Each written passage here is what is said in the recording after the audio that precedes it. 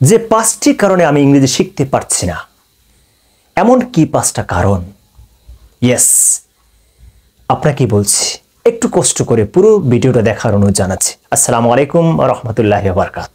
সকলে কেমন আছি? আশা করি যে যেখান থেকে আমার ভিডিও দেখছি বা দেখব সকলকে আমি আন্তরিক মোবারকবাদ জানিয়ে শুরু করছি আজকে এই পর্ব।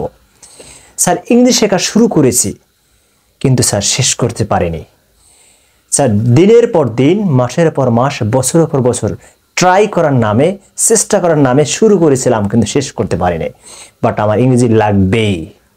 আমার লাইফে, দুনিয়ার লাইফে আমার বেঁচে থাকতে হলে আমাকে ইংলিশ লাগবেই, কিন্তু আমি ইংলিশ শিখতে পারতেছি না। এরকম 5টা কারণ আমি আজকে দেখাবো। বোনাস হিসেবে থাকছে 3টা কারণ, যে 3টা কারণে আমি ইংলিশ শেখা শুরু করতে পারেন নিজে নিজেই। পুরো ভিডিও দেখার জন্য জানাচ্ছি।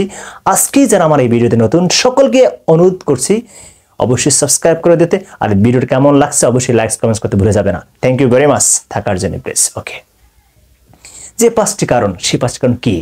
নাম্বার 1, 1 নম্বর, খুব খেয়াল করতে প্লিজ, ইচ্ছা শক্তির অভাব। খুবই গুরুত্বপূর্ণ একটা পয়েন্ট হচ্ছে ইচ্ছা শক্তির অভাব। আমি শুরু করেছি বাট আমি শেষ করতে পারি, আমার এখানে ইচ্ছার একটা বিশাল গ্যাপ আছে। সেটা কি, আমার ইচ্ছা শক্তিটি সম্পূর্ণ কাজে লাগাই নাই। শুরু করেছিলাম, থেমে গেছি। আমার পুরো ইচ্ছাটা 100 রাখতে হবে। শুরু করেছি, শেষ করতে হবে আমাকে। প্রয়োজন 3 মাস, নো প্রবলেম, 6 মাস, নো প্রবলেম, বাট 1 বছর যাক, বাট আমাকে ইংলিশ শিখতেই হবে। তার আমার পুরো ইচ্ছা শক্তির অভাবটা ছিল, সেটাকে আমাকে একদম পুরো ইচ্ছা শক্তি রাখে, পুরো দমে শক্তি সাহস নিয়ে শুরু করতে হবে এবং শেষ পর্যন্ত সেটা স্পিড ধরে রাখতে হবে। তার প্রথম কারণ ইচ্ছা শক্তির অভাব। দ্বিতীয় কারণটা কি স্যার? মনোযোগ না দেওয়া, কনসেন্ট্রেশন, অ্যাটেনশনটা আপনাকে এখানে না দেওয়া। যখন যে কাজ শুরু করব সে কাজে সেটা মনোযোগ দেওয়া। তার মানে আমার 3 মাস এটা টার্গেট স্যার, 6 মাস এটা টার্গেট স্যার, 1 বছরের টার্গেট স্যার। কি টার্গেট স্যার? আমার এখানে ইংরেজি শিখতে হবে, ইংরেজিতে বলা লেখা, ওভারঅল ইংলিশে ভালো করতে হবে। I need to be good at English, I need to B expert in English. আমাকে ইংলিশে ভালো করতেই হবে।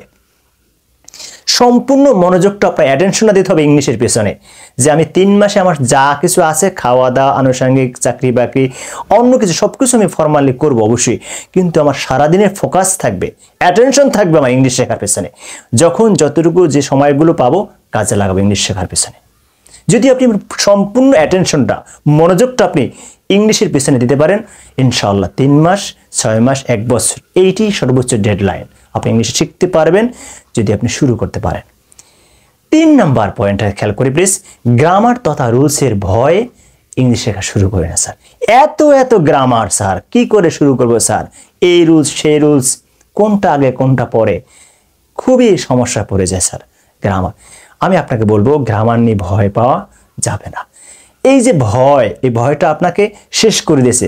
আপনাকে অবশ্যই রাইট পারসন খুঁজে বের করতে হবে যে আপনাকে আপনার যতটুকু দরকার গ্রামার ততটুকুই শেখাবে। আপনি আমার সাপোর্টও নিতে পারেন। গ্রামারের রুলস নিয়ে মাথায়, গ্রামার রুলস বা এতগুলো শিখতে হবে, এটা মাথায় নিয়ে ইংলিশ শেখা শুরু করলে আপনি ইংলিশ শিখতে পারবেন না। অফকোর্স এই একটা সমস্যা আমাদের থাকে।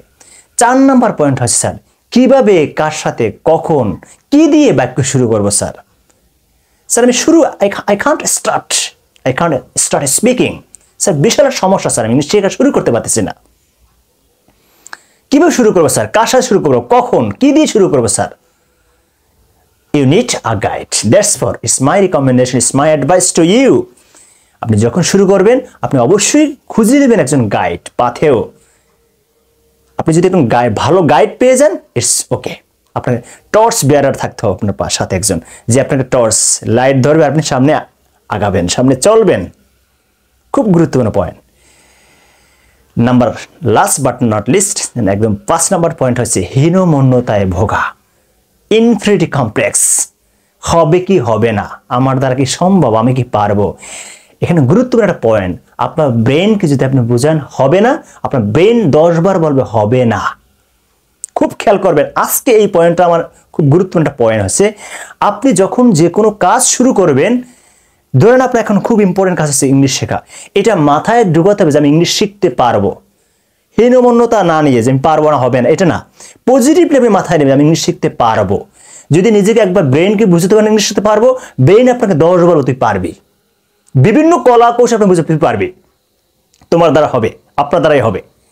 আর যখনই ব্রেনকে আপনি মেসেজ দিবেন যে তোমার দ্বারা হবে না, তুমি পারবে না, এটা কি তোমার পক্ষে সম্ভব, তুমি তো অনেক দুর্বল, তুমি তো বয়স হয়ে গেছে, চাকরি করতেছো, এখন কি করে সম্ভব, এত এত গ্রামার, এত রুলস, এত ওয়ার্ড মিনিং জানতে হবে, যখনই মেসেজ দিবেন ব্রেন আপনাকে আরো 10 বার আপনাকে নেগেটিভ বুঝাবে, নেগেটিভ তথ্য দিবে আপনাকে যে তোর দ্বারা সম্ভব না, তুই পারবি না, আপনার দ্বারা হবে না। এই জন্য সবসময় নেগেটিভ না দিয়ে পজিটিভ ব্রেনকে ঢুকাতে হবে, হীনমন্যতা না ভুগে বলতে হবে যে আমি পারবো, আমাকে পারতেই হবে, আমি ইংলিশে ফ্লুয়েন্ট হয়েই ছাড়বো। একবার মেসেজ দিয়ে শুরু করে দেন, দেখবেন ব্রেন আপনার বুঝে হ্যাঁ তুই পারবে, তোর দ্বারাই সম্ভব। সবসময় আপনার ব্রেনকে কোনো পজিটিভ কাজকে ব্রেনকে বুঝাতে হবে। ব্রেন কিন্তু অলস, তাকে যেটা বুঝাবে সেটাই সে বুঝে, একটু খেয়াল করেন। আপনি অনেক কাজ হয়তো কঠিন লাগছে, শুরু করেন না, একবার খুব ডিটারমাইন্ড হয়েছেন, নিজেকে খুব গরজ নিয়ে শুরু করছেন, ব্রেনকে বুঝছে হ্যাঁ তুই পারবি, হয়ে গেছে, এটাও আপনি পারবেন ইনশাআল্লাহ। শুরু করে দেন, পারবেন। যে প্রিয় প্রিয় অডিয়েন্স, গুরুত্বপূর্ণ 3টা বোনাস পয়েন্ট আছে এখন আপনাদের জন্য ইংলিশ শেখার জন্য। এতক্ষণ বলছি আপনি যে কারণে ইংলিশ শিখতে পারছেন না, চমৎকার 3টা বোনাস পয়েন্ট, অসাধারণ, যে 3টি কৌশল প্রয়োগ করে আপনি নিজে নিজেই ইংলিশ শেখা শুরু করতে পারেন বাসায় বসে। চমৎকার 3টা পয়েন্ট। এবার আসি সেই 3টে পয়েন্ট কি স্যার। প্রিয় শিক্ষার্থী যারা আমার এই ভিডিওটা দেখছেন, আমি মন থেকে বলছি, from my inner side I am telling things from my inner side, from the heart of my corner. আমি একদম আমার মন থেকে বলছি, আপনি আমার 3টা পয়েন্ট খুব ভালো করে মনোযোগ দিয়ে শুনবেন। ইংলিশ শিখতে এই 3টা পয়েন্ট আপনার জন্য এনাফ হতে পারে, যথেষ্ট হতে পারে। যা জানি তা দিয়ে বাক্য শুরু, নাম্বার 1 পয়েন্ট প্লেস, যা জানি তা দিয়ে বাক্য শুরু করা। তার মানে আমি যেটা জানি তা দিয়ে বলা শুরু করবো আজকে থেকে।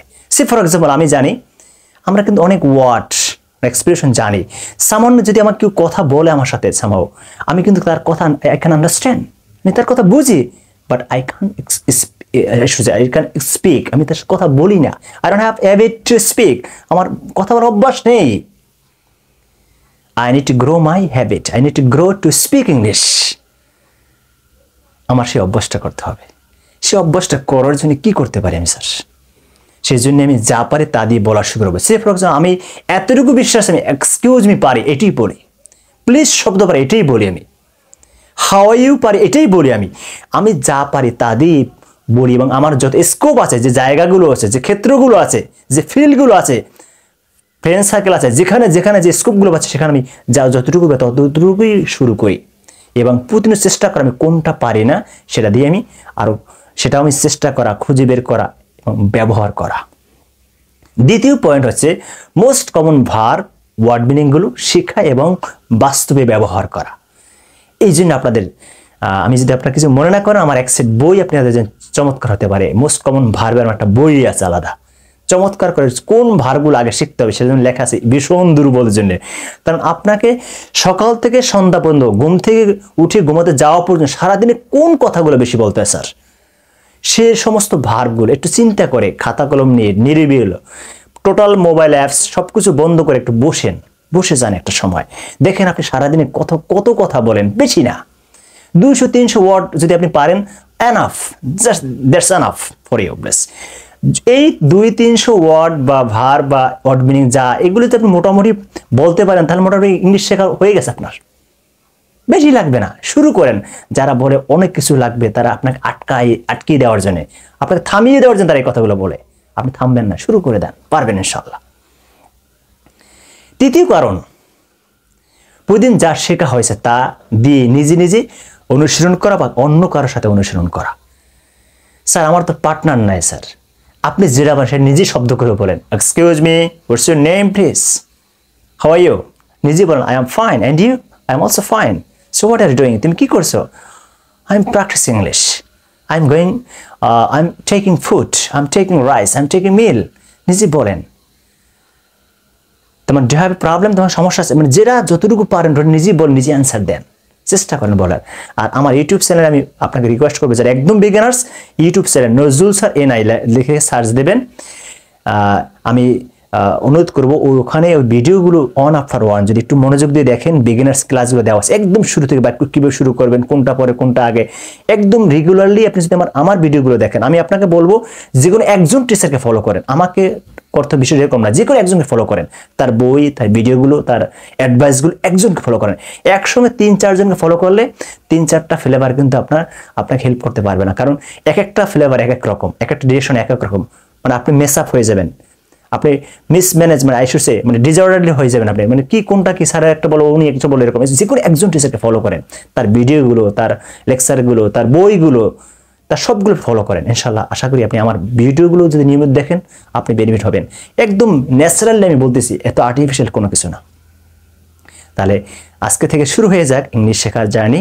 আশা করি, বিশ্বাস রাখুন আপনি পারবেন, আপনার দ্বারাই হবে। আর নিজে মনে মনে বলুন আমি পারবো, আমাকে পারতেই হবে। ব্রেনকে সবসময় বুঝান আমি পারবো, আমাকে পারতেই হবে। Thank you very much. আপনাদেরকে শোনার জন্য অসংখ্য ধন্যবাদ। I will see you next. Thank you, all the best, best of lakh.